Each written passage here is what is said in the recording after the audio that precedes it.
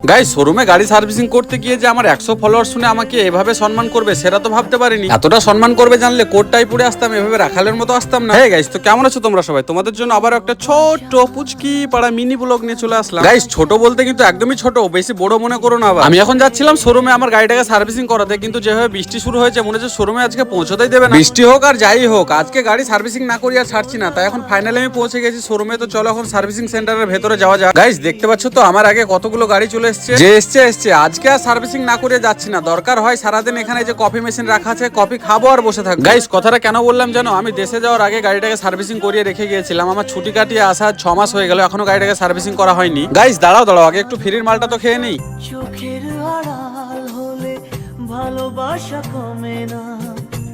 Guys বলেছিলাম না খাবো আর বসে থাকবো, এই দেখো শুরু করে দিয়েছি। এটা কি সহ্য করা যায়? মাত্র 2 কাপ খেলাম, তার মধ্যে গাড়ি সার্ভিসিং কমপ্লিট করে নিয়ে চলে আসলো। কি আর করা যাবে গাইস, ফ্রির মাল যখন বেশি বেশি খেতেই দিল না, তাহলে তো আর কিছু করার নেই। চলো তাড়াতাড়ি পালা এখান থেকে। তাড়াতাড়ি পালাবো বললেই কি আর যেতে দেবো? আগে গেট পাসটা দে, তবে এখান থেকে বের হতে পারবি। তো গাইস দেখতেই তো পেলে হাবিবির কথা মতো ওকে আমি গেট পাসটা দিয়ে বের হয়ে পড়লাম। তো আমি এখন যাই রুমে। তোমরা সবাই ভালো থাকো, দেখা হচ্ছে আবার নতুন অন্য কোনো ব্লগে।